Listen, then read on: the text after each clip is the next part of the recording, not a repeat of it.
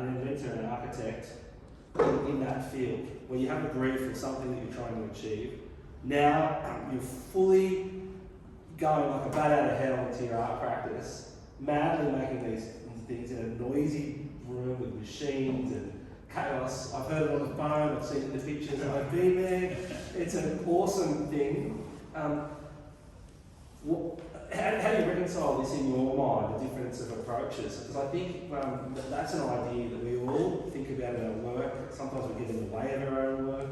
We have a preconceived idea of what something's going to be.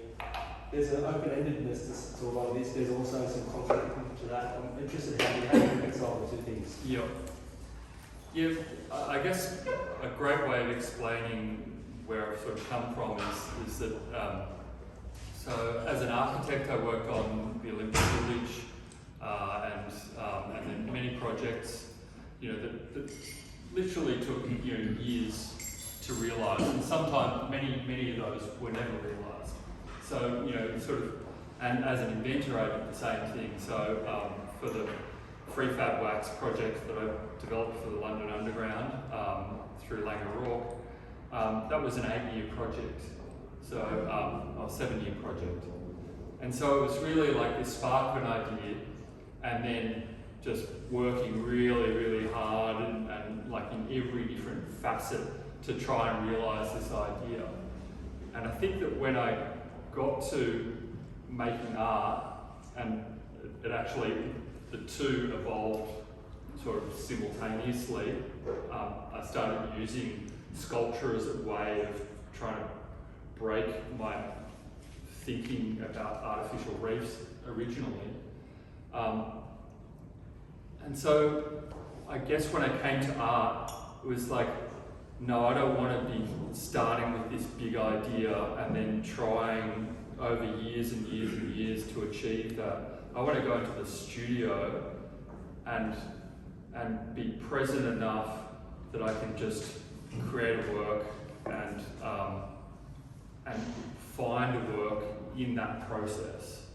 So it's completely different kind of ends of the spectrum, and part of it, so it's really the rational to the intuitive, and I've been in the rational and it was hell at some stage, some stages, especially with mental health issues. And so kind of when I shifted to art, I really wanted to build a practice that I would love to turn up to every day. Yeah. And you never quite realise that, but trying to build a practice that you can feel as much as possible engaged and exploring and finding every day that you're in there. Something that's inherently you. Something, Not for someone else. Yeah, I mean, although eventually. I mean, Rick Rubin, says that the audience always comes last. I think it's a really great, I agree with that. Great expression, because if you try and second guess what the audience wants, it kills what you have in you. Yeah. And also, you've just got to make art that you just deeply love. Yeah. Otherwise, what are you doing? I mean, he does say it cross-legged with a massive white beard sitting in a bench with yellow glasses. Yeah, like. On that note, as an architect, usually an architect would be given a brief, with certain requirements that you're going to satisfy, and then you have a site as well, which have certain constraints as well. And so normally an architect would use the brief and the site constraints as sort of ways to define what the project is about. So you would look at solution to the problem. So it's sort of seen as a problem, and then you come up with a creative solution to do something which is a little bit different, you think, and also at the same time satisfy the brief so that you have a happy client. You're not just doing something that satisfies yourself. But as an artist, it will be a little bit different with it, because you don't have a client to give you a brief to say this is what I want. So the material is yours. It's up to you to decide what material to use. So in a way, do you find that it's harder, difficult to come to terms with what you want to achieve, or do you think it's easier because you don't have all those constraints anymore? Yeah, I mean, architecture is amazing because you have to know so much about everything. You know, from lighting, electrical to plumbing to materials to council regulations, all that sort of stuff. And really, the architect is the synthesizer. The one that can pull these things together and drop things out that aren't important and find a way of synthesizing, these really often completely contradictory requirements and find beauty or like a simplicity in that response. I think that there's an irony in what you just said there, because it's sort of, you're doing that. Yeah, So totally. I sort of think that's but I mean, that's sort of cool that even though you go off to work without the brief into the free land, you are who you are, and so who you are follows what you do. Yeah, absolutely. You can't scrub your. I've got my Hessian bag that I'm dragging. Okay, yeah. Cheers. Reference to yours. That was an in-joke, James. Yeah. We don't do in-jokes in the panel, right? Okay. Yeah. Alright. Yeah, I mean, the thing is that there's always constraints. There's the constraint of the studio, how big you can actually make something, whether you can store it or not, what materials you're using, what the longevity of those materials is going to be, how to bond different materials together, all of that stuff. So, I mean, there's constraints everywhere, and again, it's synthesizing and creating something that kind of looks effortless, but it actually takes quite a lot of time to, especially when you're doing stuff that hasn't been done before, like, the CNC work and, essentially going on uncharted ground, and so you just have to work out what to do. And then, but I guess the beauty is that then you can meet all of those materials and machines and all those constraints, and then it's like this synthesis of, okay, well, what's the signature of the machine that I'm working with? What's the signature of the materials that are going in there? And how do these materials interact? And then, again, you're synthesizing to create something that, is beautiful or engaging. Yeah, and, I'm endlessly fascinated just in that journey. You've got a drawing performance on Saturday on away. Sorry, but I feel like the drawing. Have you ever seen a song? Have you seen a video? Only the video. Has everyone seen a video of the drawing performances? Yeah, or been to one? Went there? Yeah. Amazing. You and me, Richie Rich. Yeah. I feel like that drawing process or video and seeing it, it's a bit of like. It'd be like being on a camera in someone else's studio where you can sort of see the process, see the wrestle, see you going along. So my understanding of that process is you do drawings that gets scanned or photographed and uploaded into a program, which then off we go with either paperworks that stay as the drawing, or so the paperworks are what I make on the ground. Yep, and then they get uploaded into CNC. Yeah, so there's a sort of a multi-stage process. So there's the photographing of the work, and then you take it into photo editing software and change the values, to play with it. Play with it, and because you're there's essentially you kind of there's some knowledge of what's going on. Then you translate that into a three-dimensional surface based on the values that are in that drawing, and then it goes through into a CNC program, which essentially designates what tool and what path that tool is going to take. And then you use another program then to control the machine to understand, you know, to Yeah. follow that I code. feel like I clicked the channel and ended up on like the Inventors show, and now I'm now really confused because I don't think that way at all. All right. But yes, but that's heavily processed. Yeah. But it's also come from this. That's what's really interesting. It's quite a rigid, specified process to push the work along. So it's like a vehicle. But the original drawing comes from chaos Yeah. and mayhem, and Yeah. It's some just sort of. I'm assuming some sort of a chemical effect. well, not Yeah. not necessarily. Yeah, just using your state, like it's very random. But yeah, so it's interesting that then that goes into this process. I guess my question, the root question of that is, what are you trying to access when you're doing this sort of automatic drawing? Like, what's the strategy there? Yeah. So Which is the nucleus. it's so unlike the origins of automatic drawing, which were, you know, started with, you know, Freudian, you know, which was accessing the subconscious and went into surrealism, and then the abstract expressionists took that and was more about finding bodily expression or you know, expression rather than sort of finding the unconscious. So it's kind of like going from the unconscious, which is often, you know, has a lot of symbolism and other things, went through to expression, which is, you know, kind of like what I'm feeling.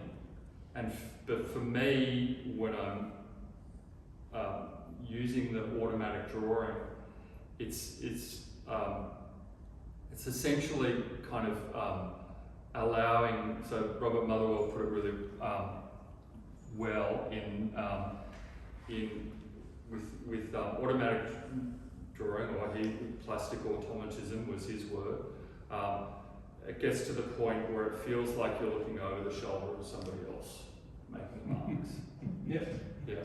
This decision to transition from a two-dimensional drawing to a three-dimensional sort of work, is it a conscious decision, or does it evolve over time? Or was it always the end product that when you do your drawing, you always have in mind that I will be, you know, like converting this into more three-dimensional installation objects? Yeah, no, I mean, the automatic drawing started years ago, so kind of I've been doing it all my life, so I used to sit on the train and just draw, you know, because the imagery that you're passing is constantly changing, and so you just end up with this jumble, but you kind of have these recognisable elements. It was very annoying in art history lecture theatres. Very annoying. Me drawing. The ADHD kid over here is going, trying to come up with that. What is he doing? And what is it? And then it kind of ended up being this single line drawing thing that I used to do in my sketchbook. So it was all single, you know, like a single line and just play. From that, I kept on seeing faces, which was, you know, pareidolia. So that's seeing patterns where they don't exist. And then after a while, I was also sort of seeing landscapes as well, or topographies, and I found that really fascinating because I found that the automatic drawings that kind of had this, like the pareidolia, you know, and were more engaging than the works or the ones that did, you know. So I sort of was selecting for pareidolia, and then I was selecting for these multiple readings. And then it kind of evolved, and so, you know, I was making these drawings, and then I was like, when I was pitching my master's project to get into the master's, I was like, well, I've got this elephant in the room, which is all of this 3D and technological experience. Maybe I should put that to use in some way. And then it was kind of like, well, how do I shift my relationship with the tool? Because I did this residency at UNSW, COFA, or whatever it's called now, and I ended up being a slave to the 3D printers. So I was coming in at 2 o'clock in the morning and 8 o'clock in the morning to change the print and he'd come in and there was a disaster and he has to start again. And it was just like, I did 5 months of like almost hardly any sleep, and I was like, got to the end of it and I was like, there's got to be a better way. You know? And so when I decided to re-engage with the tools, I was like, I'm not going to be a slave, and the machine's not going to be a slave to me. And so I was kind of like trying to find, and so I chose a CNC machine, which cuts away instead of adds material. Yeah. And the great thing about that is that you can then start assembling different materials together, and you can stop and start. Yeah. So what I found was that then I could sort of hover over the machine and see what it was doing and kind of feel like I could stop and start and go, oh, that's cool, that's nice, and and then just like be in this kind of like a push and pull or a DJ kind of thing with the machine, where I'm looking what the machine's doing and it's like, that's really cool, enhance that, push that back kind of thing, and then like I realized, wow, so this is like my floor drawing, where I can just turn up and just be conscious and just make marks and find a work. So that's really kind of how that all evolved. I don't know whether that answers your question. I can't remember what the question was. I'm being completely honest with you. But I think what you're describing there is a process that is essentially like your language, your visual language. Like, I could take any one of these works and place it anywhere and I would know it was yours. And that's a good thing. That's a tick. We like to have our voice. And I feel like you as a person, that all these heady intellectual ideas, all this crazy process and what it is basically someone expressing who they are. Yeah. It's in a really complicated spreadsheet of 1,000 different ideas, but it's essentially just quite simply you, and that's beautiful. And that's what is attractive about your work. Do you know what I mean? I do have some questions about text, but this one here in particular, itchy nutsack, is that like something that's happening in the drawing, or has anyone read the text around the drawings? This one over here says itchy nutsack, and I think that's the most important. I think we should go to that one. Yeah. So are you just testing the audience to see if they're paying attention, or was that like that? They're intended as Easter eggs. Find that. Yeah. So like in digital, kind of game world, Easter eggs are the unexpected that the game developers put in because they know that, there's a whole kind of subculture of finding Easter eggs in games kind of thing, but really, like the thing is that the text started to enter the floor drawing works, and for me it was just like, as I was working, words would come to mind, and generally I'd be trying to find, or I'd be selecting for ambiguity, like does it enhance ambiguity or does it reduce ambiguity, and so it's kind of like, and so they sort of worked their way in. So yeah, just another way of you being you, I guess. Yeah, but we have some. Richard was talking. We were chatting before, and did you formulate a question to that lovely statement you made? I've been drawing. Yeah. Poor Tony there can't concentrate because you've been making noise. Yeah. Well, first of all, congratulations on an amazing body of work. I think it's absolutely mind-blowing. Oh, let's have a round of applause. I think the sort of discussion that we were having was sort of in particular these pieces here that were just really made me think of cities, maps. It's a bit of a starting point. I guess it's the first thing I think of, but abandoned places.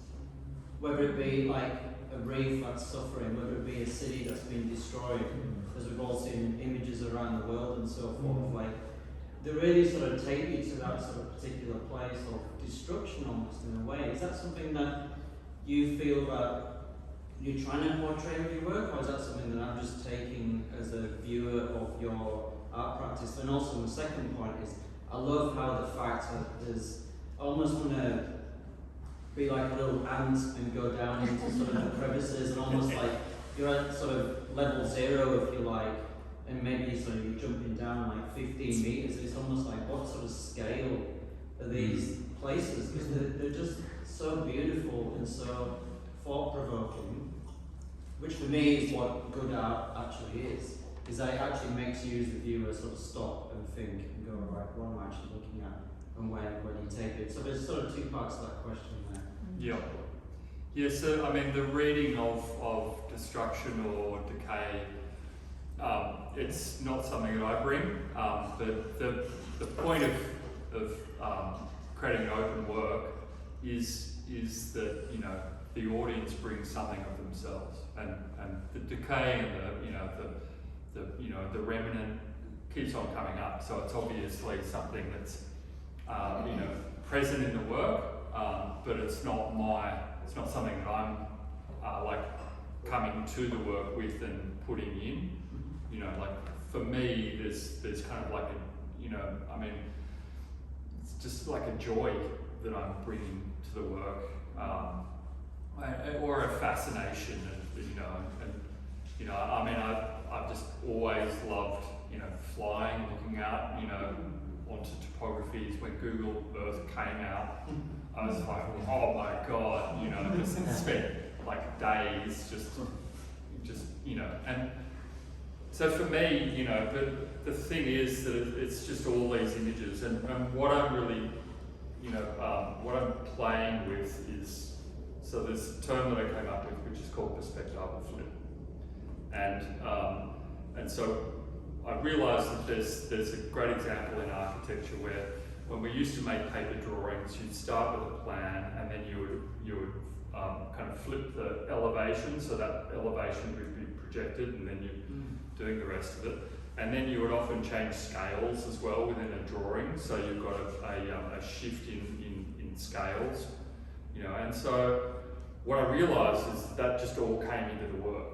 It started in sculpture where, I was walking on rock platforms and was looking down on, I was like, oh wow, this is a future city, and then you start thinking about like deep time, 500 million year old rocks and future, ways of building and ways of thinking about cities, and then it's all just warped.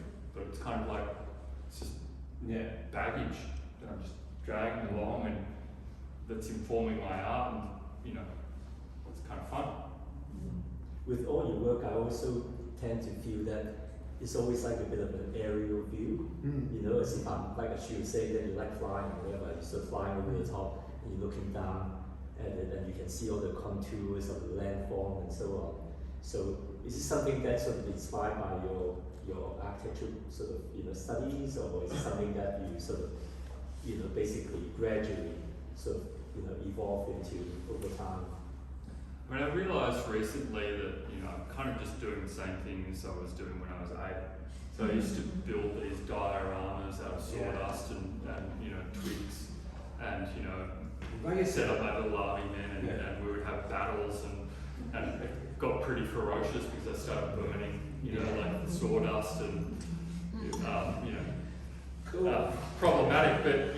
But the thing is that I'm still playing in that in that kind of environment. But for me, it's like the topography, that aerial view is just one of many different aspects that are going through my mind. So whenever I'm looking at these works, I'm like, portrait, surface, like the surface of the old brick wall or whatever, and then topography and then changing scales and all the rest of it. So in my mind, I'm just like, wow.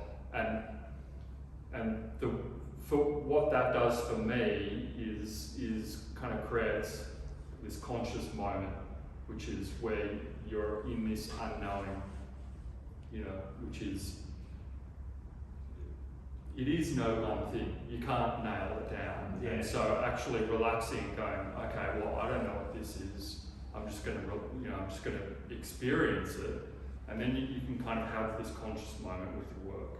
I think Jean-Paul Sartre describes this point where you can walk up to a painting, and the first reading of that painting will be the materials and the format and all the rest of it. You read it as a painting, but then there's a point where you get sucked into that painting and it becomes an experience.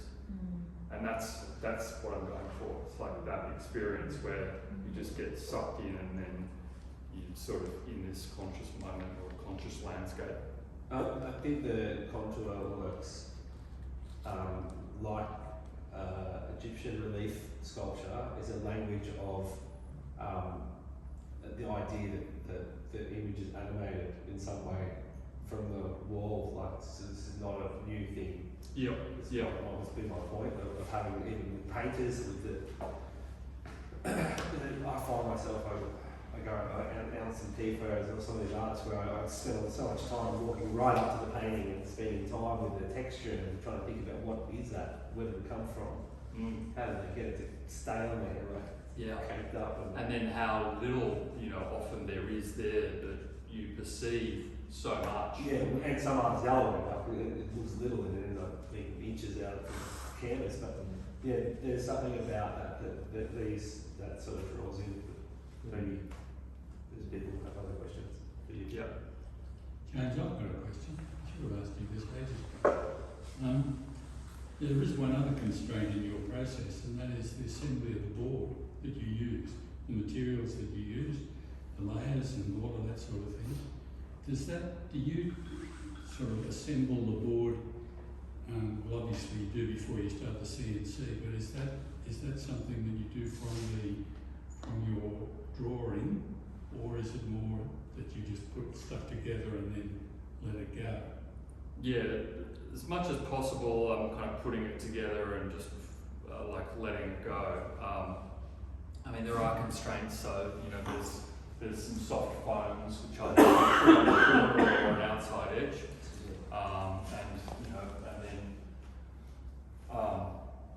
and then also the materials, because I'm trying to put as little colour on the material as possible so that you're still reading some of the colour from the material.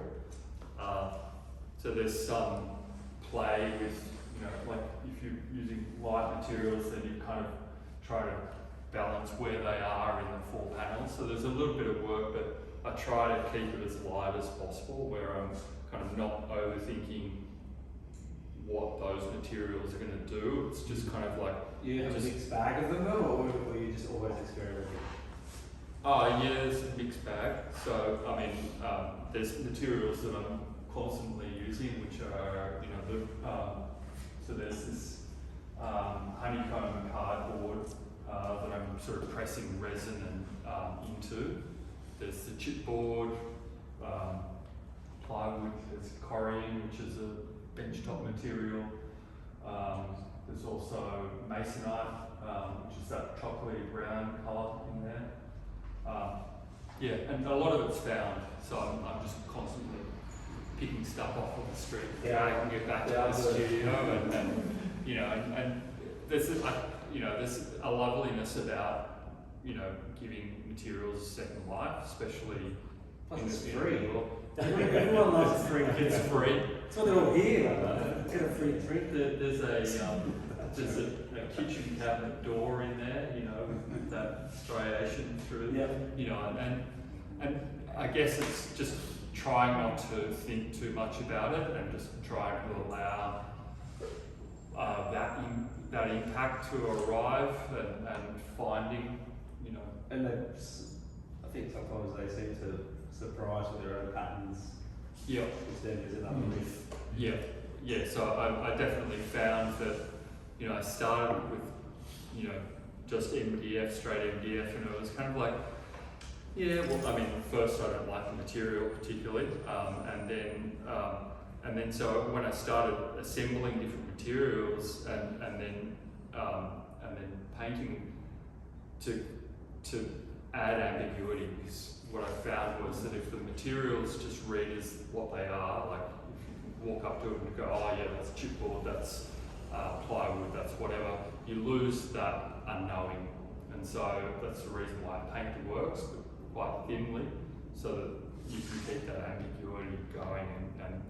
But each of those materials actually has its own signature. So, you know, the chipboard has got like this open grain, and then the plywood has its own sort of beautiful, you know. So each of them are adding something and adding ambiguity. And the painting at the end is a form of editing. To you, or is it? I've always viewed it as editing and pushed that onto you, and then you always sort of argue that back. And I'm wondering where you are now. Do you mean editing as in aesthetic, like the aesthetics you're editing to your taste? Yeah, I mean, like I don't have. I guess the way that I see colour and beauty are that they're just a couple of tools in the tool bag of the artist, and if you're not engaging with them, then you know, like there can be very good reasons for not engaging with them. But you know, like if you want to drag somebody across the room with an artwork, then like a bit of pigment can help. Yeah, so it's like that engaging artwork where you see it and then you're just like sucked into it. I thought my question must have been really provocative. I'm like, good luck. Good luck. You're in a different weight class. Yeah, so, you know. Yeah, I think that they pop, there's definitely something with the colours that makes like the eyes higher, the things that you're pushing things forward, pulling things forward and pushing things back. Yeah, but there's also a play in there as well, where you can have the light at the you know, in the depths, and you know, and so trying to play with that ambiguity again, so that it's not just a straight reading where you know, like all the dark colours are at the back, you know, or whatever. It's like trying to build, you know, the layers so that there's things going on that are kind of, because your eye will naturally kind of think, oh yeah, the dark is at the back, and you know, all that sort of stuff. And so you can actually be playing with that push and pull of reading at the same time. Yeah, I was thinking about one of those works I went to Japan, it had that, forgive me, I can't remember that. Yeah. I don't anything. Like the red. When the dark's right, Yeah. James, I know you always like to evolve in your work, so this body of work is sort of fairly new, generally it's a new series of work. So from here, at the moment, if you look at those works, where do you think you'll be evolving into, like as far as you're concerned? Or hasn't come across your mind at this stage? I mean, it's definitely on my mind. One of the things that I'm really finding with the floor drawing works is that it's kind of going to what I call calligraphic, so, or you know, to an Eastern kind of school of gestural mark making, where the negative space is just as important as the positive space. Yeah. And then really trying to, like, I guess you find a simplicity, like find a kind of a restraint in what I'm doing.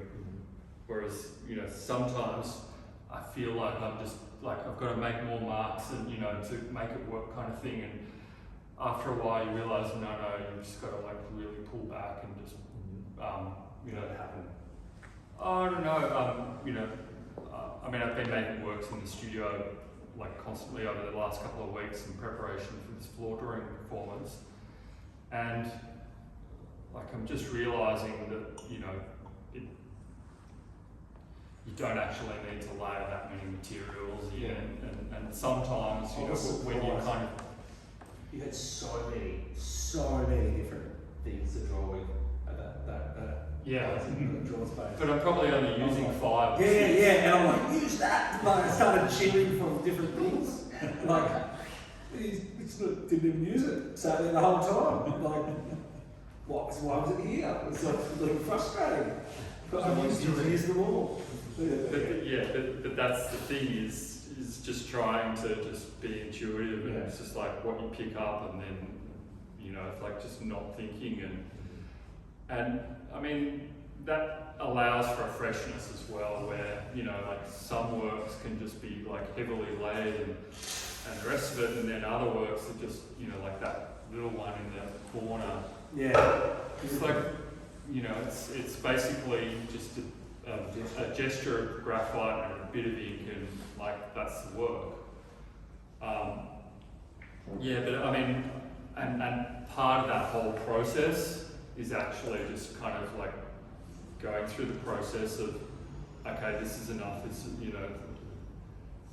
I think as you develop as an artist, like you just have to go through that process of putting everything in there to feel like you've done enough and to prove in yourself, and then after a while it's like you just pull it back, and it's like what's the essence, and that's the hard thing to find, and then like with the CNC work, not really sure where it's going to go. I mean, it's like there's still like lots of experimentation. So these two works on the wall over here, so these are where I've done the drawing directly onto the board that I'm going to cut, whereas everything before was make the floor drawing and then transcribe. So that's an evolution which has got a whole trajectory, and then the little work just in the corridor here. This is where I turn the corner and start cutting the sides as well. And then also I'm layering with perspex, and so there's a layering in there of the work, and so it's like there's a whole career of exploration yet so you've to got go. plenty of space to go. Oh yeah, for sure. I mean, it's hard to know. I mean, I'm always what's next, or what can I try?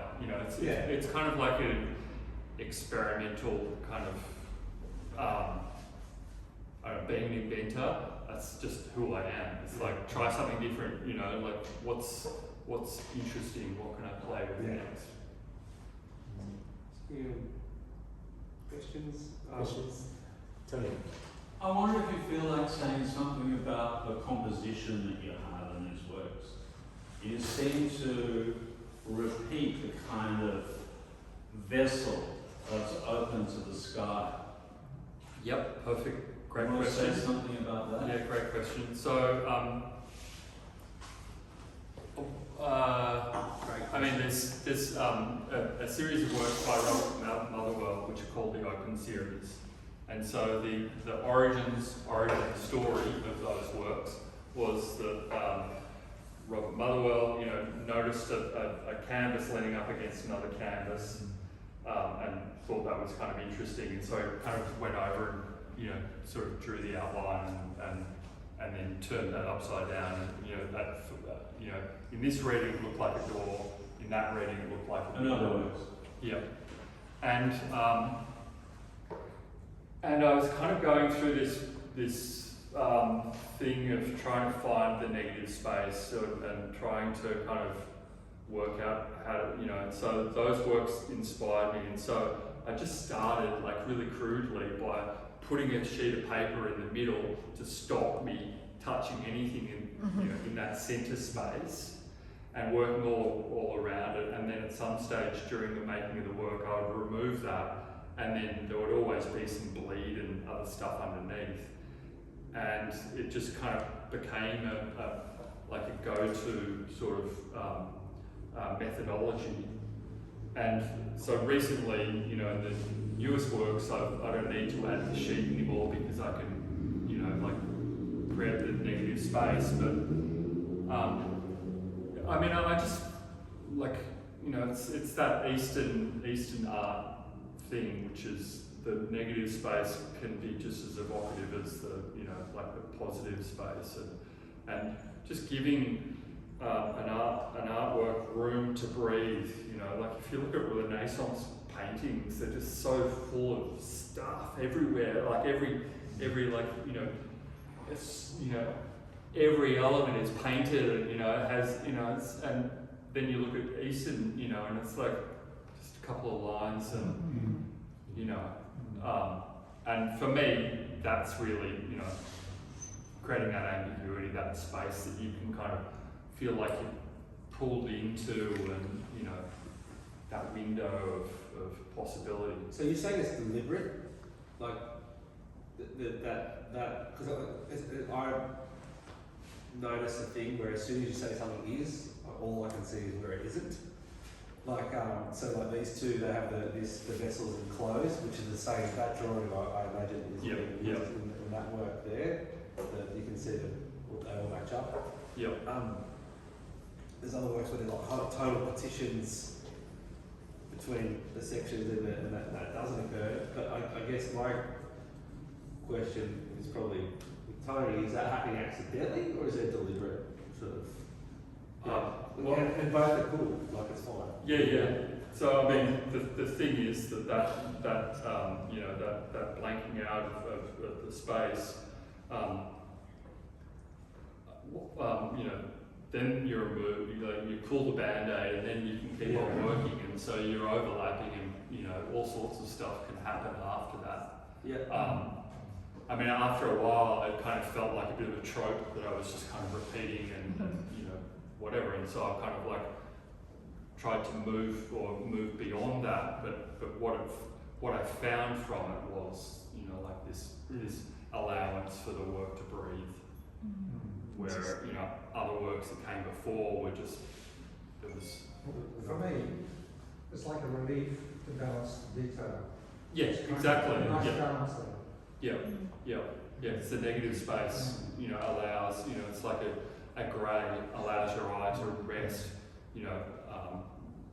If you're going to have something, you've got to have something where it isn't, so that you can have something. Don't you? If you've done it where you've got, you might as well have. And all over. Yeah, it's the same. I was just concerned, I'm just curious about this repeated thing of in the centre. And as you said, it was a lot of those abstract expressions guys played with the edge, didn't they? Yeah. San Francis was particularly good at it, I think. Playing with the void in the centre, and I was just curious about your reasoning for, well, is it a void or is it a solid? It's hard to know. Yeah. Your reasons for placing that there, it just, you go back to it again and again. Yeah. And I mean, the thing is that void is always kind of random, where it's not put in the same spot every time.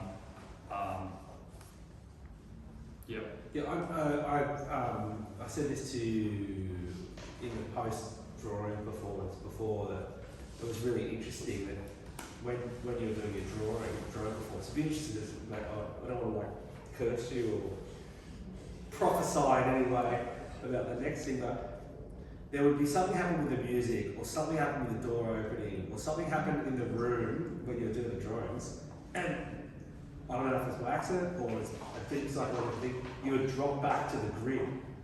You'd be doing these curves, and then something would happen, there would be a disruption in this drawing performance. And my observation was that you then would go to a grid tool, like a line, dragging or doing something. And I thought that was a really the grid has I don't want to say it's as a safety to it. And that's not a bad thing, it's just an instinct. In sculpture, if you're building something up and you want to settle it, if it's getting too out of hand, you whack a horizontal, just of anything. You throw a horizontal and the whole thing steadies and starts to align with the earth that we're sitting on, this very flat earth, as a joke. Yeah. But I'm wondering, that maybe that motif is a bit, that sort of compositional process is like the grid, well, I'll come back to that sort of It's almost like a moment of coasting in neutral. What? It's almost like coasting in neutral for a minute. Yeah, Just finding yeah. that calmness again, perhaps. Yeah. And then moving on from that. Yeah, I mean, Engaging again. yeah, I mean, I always start with the grid. You know, it's kind of like it's a great way of addressing a blank piece of paper, of just getting started, and you can get into, you know, like busy work, which is the start to the flow process essentially. And what I always find is, you know, like you start, and, you know, you're quite tight and you're drawing these grids, and then, you know, like, and then there's a point where the flow process starts, and, you know, like the T-square or set square or whatever just becomes this tool, and so, you know, like you hear going like this, and then all of a sudden it's like, whoa, you know, and then it's just, you know, like it just evolves, and, you know, and so I think for me it's you know, it's just a device that allows me to jump into that flow state, and it's, yeah, I mean, the grid is endlessly fascinating. It's evidence of your wrestling with this idea of presence and this idea of staying in the moment, and the fact that no one's ever perfect, having some perfect flow state. You're on and you're off, and as an artist, you just have these tools that can pick you up, make you on, and then Yeah. Do you use it, actually use the T-square to work out your grids, is it? That's how you do it? Well, it's a set, it's a square, but, you know, but the thing is that, you know, like I'm using these tools as a traditional architect would, but then after a while it gets subverted, and you know, like you can do this thing where, you know, you're pushing, you know, it around, and the pencil's going along, and so it's the pencil is still able to create its, you know, and it's like just this amazing, you know, possibility. And I also find, you know, like there's all these, you know how we used to have like the templates for hexagon and all that sort of stuff. Well, I use them the same way, where you might, you know, start drawing a, you know, a hexagon, and then all of a sudden you just kind of let it go, and it's like, whoa, you know, and, you know, it's like it's a mark, and it just for me it just feels genuine, whereas often, like, I'll be kind of, I don't know, I've found sometimes you'll just be making marks, and to keep on going, and there's a point where it's like, yeah, that's not really, that's not what it's about, you know. Yeah. So it's trying to keep that. So you actually use pure traditional tools to develop your work, you know. You ever look, you like all architects are using computer these days, you know, they do all the design on the computer. You ever use the computer to set up the design first and then work from there, or not? Never. No. Okay. Never. So always traditional tools. No. Yeah. He's sacking himself. I mean, that's a sackable offence in an artist. I mean, the thing is that I went down that tunnel deep. Oh, right. You know, like I've used every CAD program, you know, and like finite element analysis. Just I've done all that, and so I'm judicious in how I use that stuff now. Because the thing is, whenever you're using that software, it's really, what do you call, left brain, which is the rational. I'm all about I feel like I've stumbled into some room where it's like Nerds Anonymous, and everyone's confessing their use of too many computer programs too long. It's deep in that world. It's just I don't want to be there. And you go straight back to it though. When you're talking to you, and you just go straight into this algorithm. You've got an interesting brain. Very interesting brain. It's back to the basics. Back to the basics. Yeah. No, I mean, the thing The is, body. I think you talked about your body in that too. Even you said before, with your whole body sort of. Yeah, that was the epiphany moment for me. So Toshiko Oyama, who we're opening an exhibition for her at Draw Space next week. She was my greatest art teacher, and she suggested floor drawing, and so when you come out of school you're like this, and when you go to art school they teach you to do this, and then she was like, no, it's like, and I was like, wow, it just, because you can circle around the artwork, it can become like a dance, your whole relationship, there's all this stuff about, embodiment, and, it's like, the whole, what is it, the body and, like the, separation of body and mind kind of thing, the soul and all the rest of it.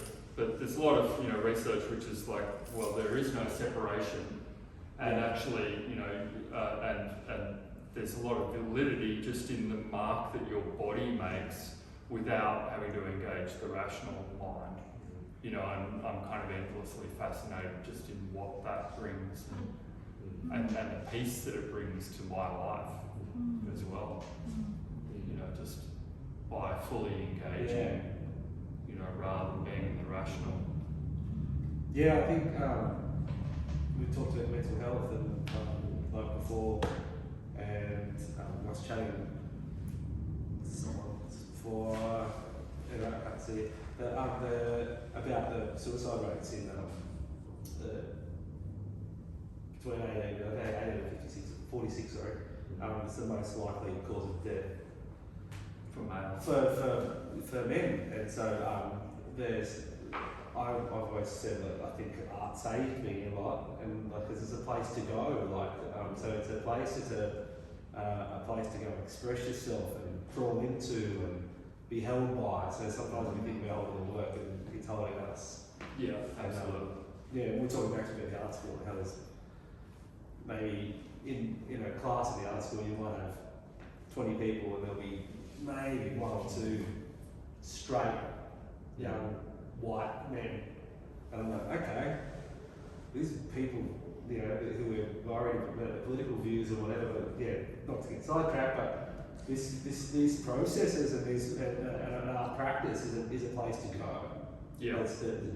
For my understanding of you, it's been a real answer. Yeah, safe. A proper.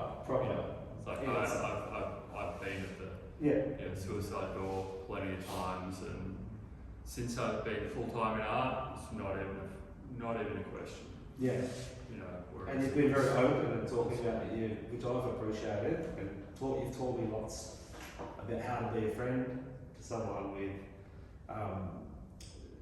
mental illness, and we've been a bit of a klutz, and you're very generous with that. And I think art, I don't know if art's helped you talk about it, but I'm mixing my words because it's sort of emotional, it's very important, and I think that's back to where we started. It's a chance to be you, this is you expressing who you are, and then there's a working out, figuring out who you are.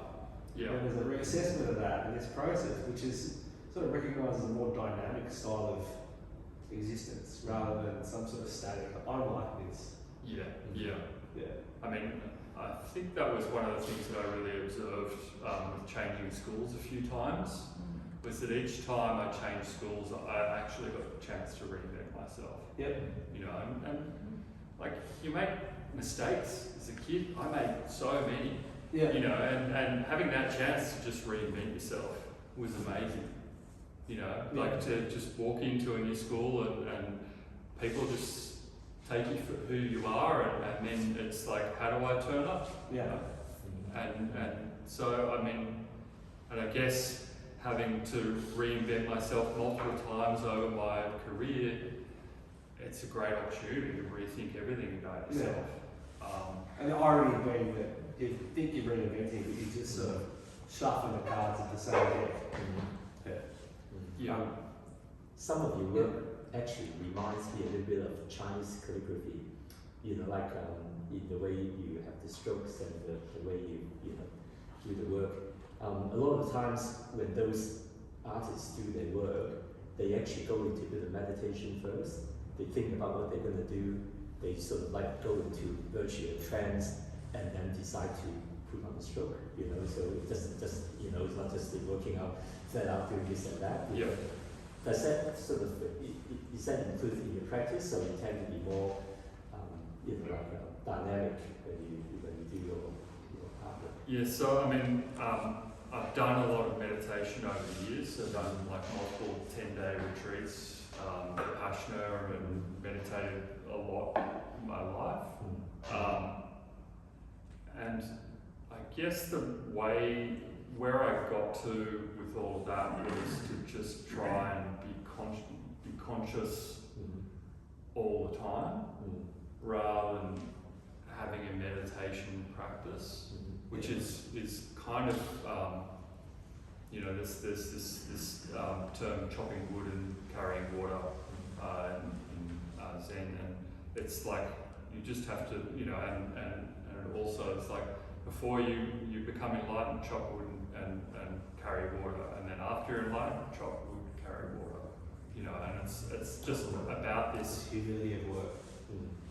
Yeah, but it's also about the presence that you just bring to everything you do. You know, I'm not, you know, like a guru or like, you know, I try to do it as much as possible, but it's that essence that I bring into the artwork, which is like trying to find a way to get into the flow state and just trying to be as conscious as I can, rather than kind of, I mean, yeah, because a lot of the Eastern, you know, can spend all day grinding the ink and, you know, having this intention, but I'm trying to have no intention, you know. So it's the same coin. It's just a slightly different way of approaching it. Yeah. Okay, that's good. Any questions? When you actually look at your work and say, you know, this is finished, like I Good can question. see a lot of work, more, some have a lot more, maybe not even others. What makes you decide this is it? Yeah, I mean, it's a battle for sure. I mean, some work is just done and you know it straight away. It's like I got to leave that. You know, you almost need to restrain yourself from going back and doing more. And then other work is just, you know, like a brawler where you just. So that one was a brawler, you know. So I did not, you know, think it was going to work, and then I was like, no, just try to keep on going, you know. And that one turned out, but most don't. So I generally like I kind of know when something's done, but then there's some works that just like pester me.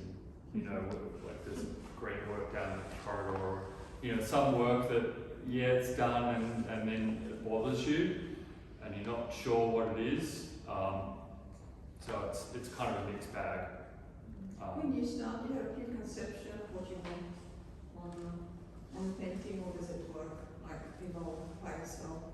Totally You evolved by don't itself. have any idea when you start. No.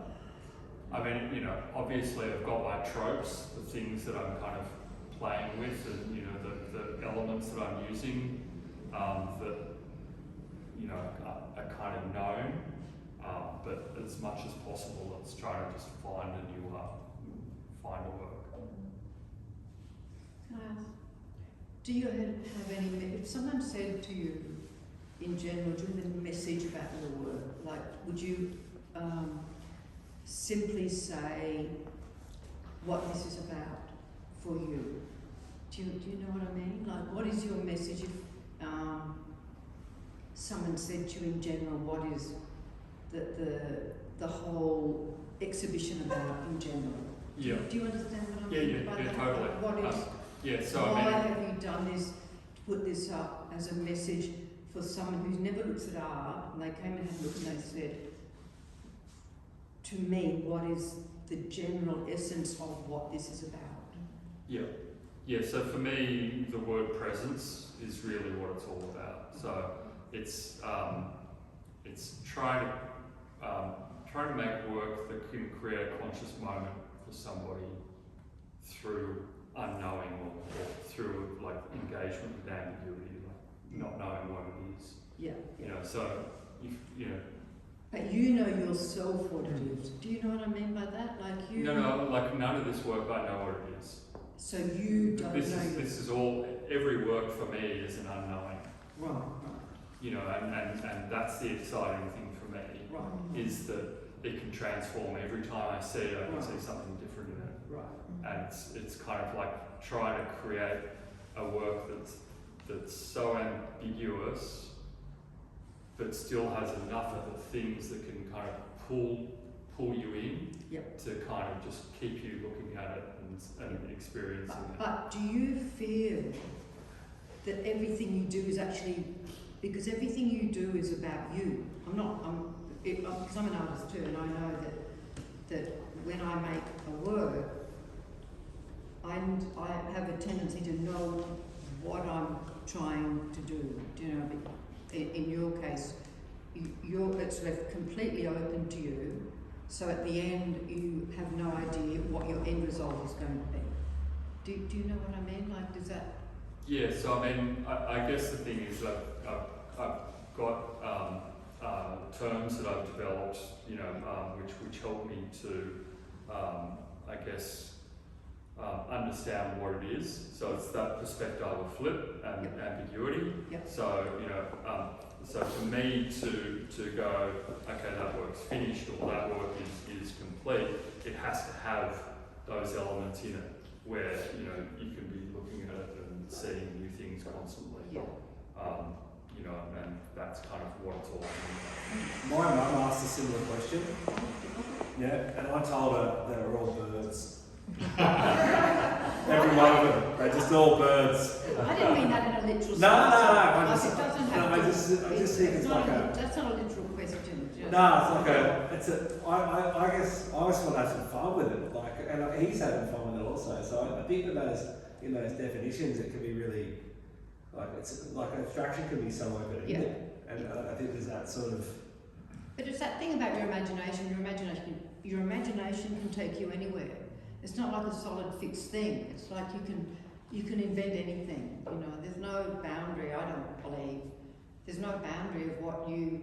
You know, Einstein's got this really amazing, a really good quote that he says, "Logic takes you from A to B, but your imagination can take you anywhere."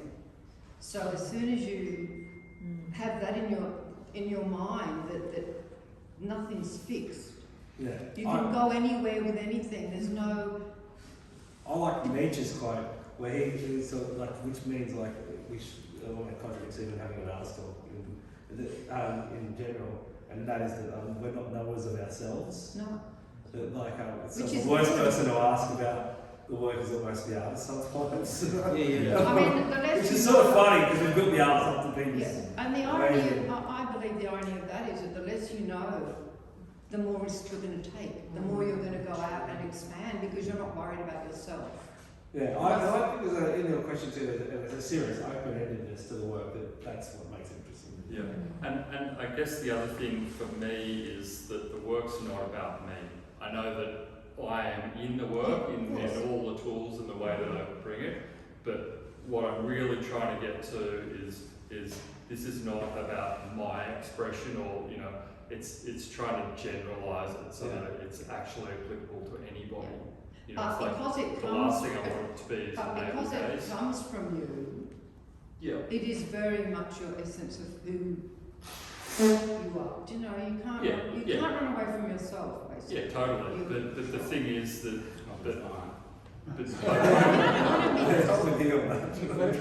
try to open up the work as much as possible, you know, rather than close it down and just go, no, this is just about me. And it's a bit like everybody brings something to looking at the work that you don't even Yeah. anticipate when you make the work. Yeah. There's a bit like that thing about pareidolia. We're all seeing something else in the work that someone else Yeah. is not seeing. You might look at your curtains and do the same thing. Yeah. See faces and shapes and landscapes. Yeah. And that's what kind of gives it a structural vitality.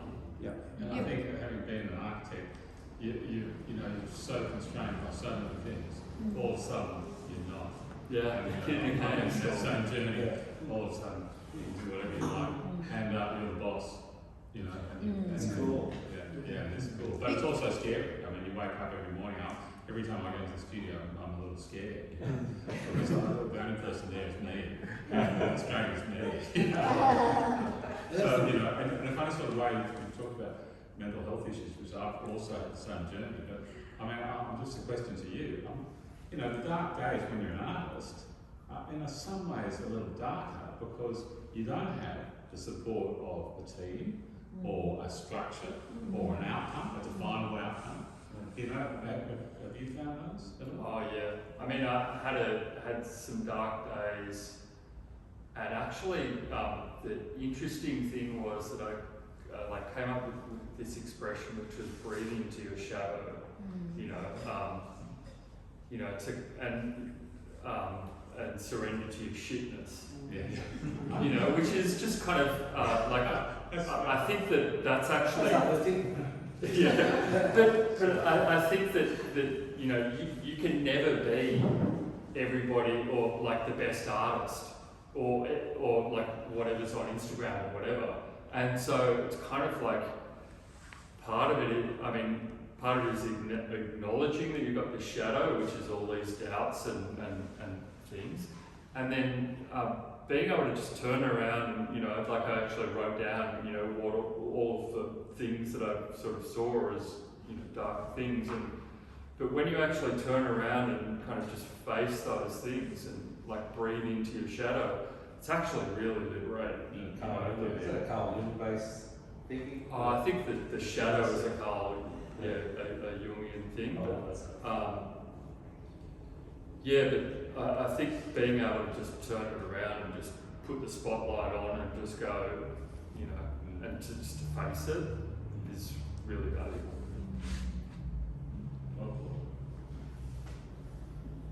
Do you have one like maybe make some comments, or what are you thinking about the timing of this? Is everyone keen to put more questions, or what are we doing? So, James, obviously, you're on this new journey now as an artist. You actually take a conscious decision to stop being an architect, and you actually went and did a master's degree in fine art, so that you become an artist. So, how has it been like so far? Like, you know, with this journey, you know, you happy with where you're going, and how do you see yourself, you know, moving forward? Yeah, I guess I've sort of practiced sculpture for about 8 years or something, you know, as a hobby, and found my way into that, and then kind of went full time into sculpture first, and exhibited and was with a art house gallery, and I felt like I mean, it's hard being a self-taught artist because you don't know what you don't know, and so you've always, you know, kind of got a nagging, but you know, it's quite intuitive, but when I shifted, so around 2020, I lost didn't have a studio, and then I was kind of confronted with this issue of trying to find a new studio, and at that time I had this like completely dusty, you know, noisy process of making sculptures by hand, you know, cutting and all the rest of it. It was just like, I just can't find a studio for this, and so I kind of shifted to painting, and then I kind of worked at painting for about a year, and after a while I was like, man, I don't even get the first principles of what paint. It's totally different, you know.